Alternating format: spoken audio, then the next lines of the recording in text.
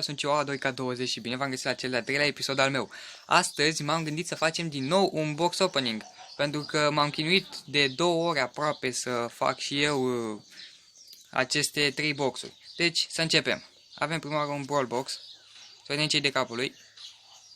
Nimic. Perfect. Urmează un big box. Iar nimic. Perfect. Măcar sunt puncte pe Neni, care abia l-am luat. Și acum, minunea mare, futu-ți morții mătii. Iar puncte pe Neni, foarte bine. Puncte pe Max, dar nu putem să-l creștem. Puncte pe Jackie, pe ce bine putem să o creștem.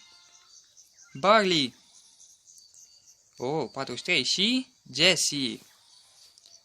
Da, ce să zic, nu s-a meritat, dar măcar am câștigat și eu ceva.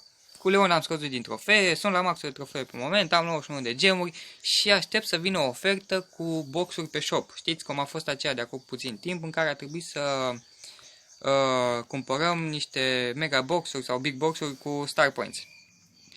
Deci, până data viitoare, abonați-vă, dați un like și pa!